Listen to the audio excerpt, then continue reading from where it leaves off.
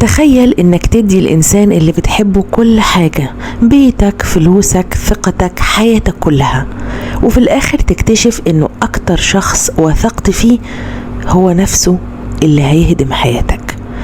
دي مش حكاية فيلم، دي واحدة من أقسى الفصول في حياة عبد الفتاح الأسري، الراجل اللي أضحك الملايين، انتهى بيه الحال وحيد مريض وممنوع حتى من الكلام في بيته.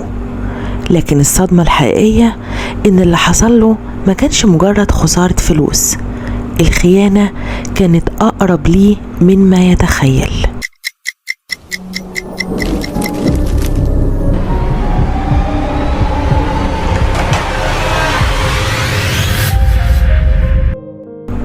بعد ما عبد الفتاح الأسري كتب كل أملاكه لزوجته سهام، كان فاكر إنه كده ضمن حبها وضمن مستقبلها من بعده.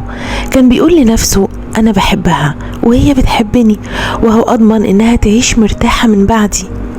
لكن بعد أقل من شهر الست اللي كانت بتطعمه بإيديها في المستشفى اتغيرت، بقت تتأفف من أي طلب يطلبه حتى لو مجرد كوباية مية، وبقت تطالبه إنها تجيب خدامة تخدمه، لأنها حسب ما كانت بتقول ما عندهاش وقت ليه. وبدل ما كانت قاعدة جنبه بقت تخرج كل يوم وتشتري هدوم جديدة بشكل لافت للنظر. لكن الأسري ما كانش لسه شاف أسوأ حاجة. مسعود ابنه بالتبني بقى بيقضي وقت طويل مع سهام، أحاديث جانبية، ضحك واختفاءات متزامنة. مسعود يخرج وبعده سهام تختفي، والشك بدأ ياكل قلب عبد الفتاح. لكن كان عنده مشكلة، ما كانش عنده دليل، وكان بيحاول يقنع نفسه ان اللي بيشك فيه مستحيل يكون حقيقي، لحد اليوم اللي حصلت فيه الكارثة. والكارثة دي حصلت قدام الجمهور. كان عبد الفتاح بيقدم مسرحية الحبيب المضروب مع اسماعيل ياسين وتحية كاريوكا، وفجأة وهو واقف على خشبة المسرح قال ايه ده؟ ايه اللي حصل؟ الحقوني انا مش شايف. الجمهور ضحك. اسماعيل ياسين نفسه افتكر انه بيرتجل زي عادته، لكن الأسري كررها انا مش شايف قدامي، انا عميت يا اسماعيل، انا عميت بجد. والتسقيف زاد، بس محدش كان عارف ان الراجل اللي قدامهم مش بيمثل. عبد الفتاح الأسري كان فعلا فقد بصره. ما ان الستارة اتقفلت، تحية كاريوكا انفجرت في العياط، واسماعيل ياسين جري عليه والكل اتجمع حواليه. اتخذ بسرعة المستشفى قصر العيني، والأطباء بدأوا يعملوا له كل الفحوصات، وبعدها قالوا ان فقدان البصر مرتبط بالارتفاع المفاجئ في الضغط والسكر، وان في امل يرجع تدريجيا مع العلاج وضبط حالته. لكن وسط كل ده كان الأسري مستني شخصين، زوجته وابنه بالتبني مسعود، والاتنين مجوش. 3 أيام في المستشفى لا سهام زارته ولا مسعود ظهر، والأغرب انه لما رجع البيت زوجته منعت اخته بهية من دخول البيت. وهنا الأسري انفجر، انت ازاي تتراضي اختي وتمنعيها تدخل بيتي؟ فردت عليه بكلام قاسي، انا اللي اقول مين يدخل بيتي. وهنا فهم عبد الفتاح ان الموضوع ما عادش مجرد خلاف زوجي، دي كانت بداية سقوطه الحقيقي. لكن اللي قالته بعد كده كان أقسى، شوف لك خدامة ولا ممرضة تخدمك، أنا مش ناقصة قرف ومش فاضيالك. وهنا نخش على أخطر لحظة في الحكاية. الأسري كان قاعد لوحده في أوضته، ممنوع يخرج، ممنوع يقابل الناس، ومسعود الولد اللي رباه هو عنده 12 سنة بقى بعيد عنه. وفي نفس الوقت كان بيسمع صوت سهام ومسعود وهم بيتكلموا ويضحكوا، لحد ما قدرش يستحمل وانفجر، انتوا بتعملوا ايه؟ وكان الرد اللي هز حياته كلها، اسمه حب. الأسري ما صدقش ودانه، قال حب ايه؟ فردت عليه 2 شباب زي بعض وبيحبوا بعض. وهنا اتكسرت آخر حاجة كانت فاضلة في عبد الفتاح الأسري، ثقته في أقرب شخصين ليه، وطلبت منه يطلقها، وهو اضطر يطلقها.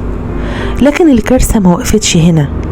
بعد انتهاء عدتها سهام اتجوزت مسعود، الولد اللي الأسري رباه وأنفق عليه واعتبره ابنه. والأصعب من كده إنه أجبر الأسري على إنه يكون أحد شهود عقد جوازهم. تخيل المشهد، تخيل الذل. راجل ربى طفل من الشارع، كبره، صرف عليه واعتبره ابنه، وبعدين يلاقي نفسه واقف شاهد على جوازه من زوجته.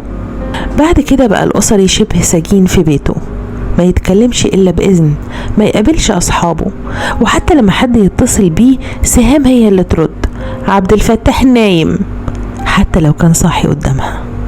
لكن هنا دخل شخصين قلبوا الموازين تماما، ميري منيب ونجوى سالم. الفنانتين حاولوا يزوروا عبد الفتاح أكتر من مرة، وفي كل مرة نفس الإجابة: مش موجود. وفي زيارة خرجت سهام وقالت لهم إنه خرج مع أخته، لكن ميري منيب ما صدقتش، بصت لنجوى وقالت لها: أنا حاسة إن الست دي بتكذب، عبد الفتاح فوق.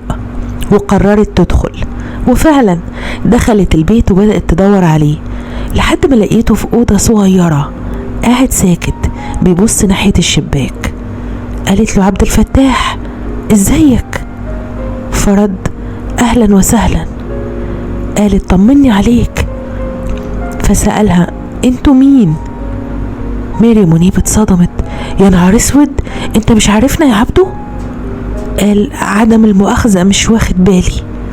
وهنا انهارت ميري من البكاء. اتنقل عبد الفتاح المستشفى، وكانت حالته متدهورة جدا، والدكتور شرح ان حالته مرتبطة بتصلب الشرايين وضعف وصول الدم للمخ، بالإضافة إلى حالته النفسية القاسية. لكن كان في أمل، وميري منيب ونجوى سالم اتكفلوا مصاريف علاجه. وبعد أسابيع بدأ عبد الفتاح يستعيد ذاكرته، وبدأ يعرف الناس، وبدأ يفتكر أصحابه، وبدأ يستعيد جزء من نفسه القديمة. لكن لما خرج من المستشفى كانت مستنياه صدمة جديدة. رجع البيت لقى البيت مقفول بالشمع الأحمر، ومصلحة التنظيم كانت أغلقت المكان تمهيدا لإزالته بعد تهدم جزء منه. أما سهام ومسعود فكانوا باعوا أساس البيت واختفوا، والنتيجة عبد الفتاح الأسري بقى من غير بيت. الراجل اللي كان عنده فلوس وشهرة ونجومية بقى حرفيا بلا مأوى. نجوى سالم ما وقفتش، اتصلت بمحافظ القاهرة وشرحت له حالة الأسري، وتقرر تخصيص شقة ليه في مساكن الشرابية. وميري منيب ساعدت في تخصيص إعانة شهرية ليه من نقابة الممثلين، وأصدقائه من الوسط الفني أسسوا له شقة وحطوا له تلفزيون عشان يتفرج على الأفلام والمسرحيات اللي كان هو نفسه بطلها. لكن عبد الفتاح كان عنده أمنية واحدة بس، مش فلوس، مش بيت، مش حتى الانتقام. قال لميري ونجوى: نفسي أقف مرة تانية على خشبة المسرح، نفسي أشم ريحة خشبة المسرح وأحس بنفس الجمهور اللي وحشني أوي. وكانت الجملة دي آخر أمنية في حياة عبد الفتاح الأسري. وفي يوم اصطحبته ميري منيب ونجوى سالم إلى مسرح الريحاني. كان العرض شغال، والأسري قاعد على كرسي متحرك في الكواليس، بيسمع صوت الجمهور وبيسمع الممثلين وبيشم ريحة المسرح اللي عاش عشانه سنين. وبعد انتهاء العرض الجمهور وقف يحيي الفنانين، وفجأة ميري منيب دخلت الكواليس وأخدت عبد الفتاح الأسري ودخلته خشبة المسرح. الجمهور انفجر في التسقيف، تسقيف استمر أكتر من ربع ساعة.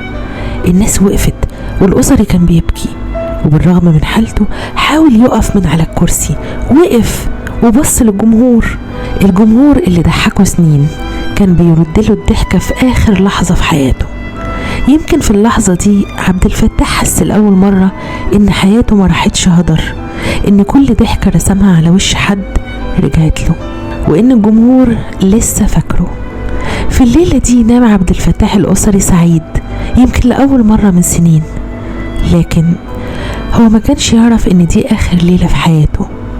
في صباح اليوم التالي الأحد 8 مارس 1964 رحل عبد الفتاح الأسري، الراجل اللي أضحك الملايين. أنهى حياته بعيدا عن الأضواء بعد سنوات من الألم والخيانة والفقد.